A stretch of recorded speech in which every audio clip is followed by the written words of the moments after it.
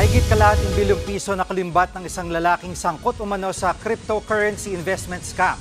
Nasa frontline ng balitang yan si Brian Castillo.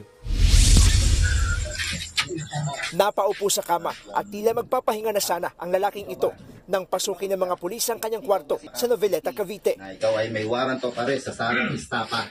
Base sa investigasyon, sangkot ang lalaki sa cryptocurrency investment scam. Pinapangakuan sila ng malaking amount. Like for example, if mag-convert siya ng cryptocurrency into, like for example, 10 million, papangakuan na babalik siya 2 folds or 3 folds. Pero pag naihulog na ang pera, walang kitang babalik sa investor. Sa husay daw ng sospek sa pangungumbinsi, aabot na sa 600 million pesos ang perang nakulimbat niya.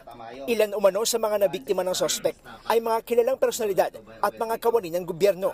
Dati nang naharap sa parehong kaso ang sospek noong 2023 pero nakalaya matapos magpiyansa. Nanawagan naman ang CIDG-NCR sa mga nabiktima ng sospek na dumulog sa kanilang tanggapan para maiangat sa large-scale estafa ang reklamo. Yung scam kasi is billable siya na ano, so we just pray na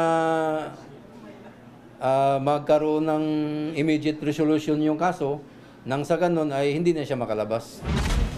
Sinubukan ng News 5 na kunin ang panig ng sospek pero tumanggi na siyang magsalita sa kamera. Nagbabalita mula sa frontline, Brian Castillo, News 5. Mga kapatid, Jiggy Manikad po, iba na ang may alam at may pakialam sa panahon ngayon. Para sa konkreto, kumpleto at komprehensibong balitaan sa Frontline, mag-follow at mag-subscribe sa social media pages ng News 5.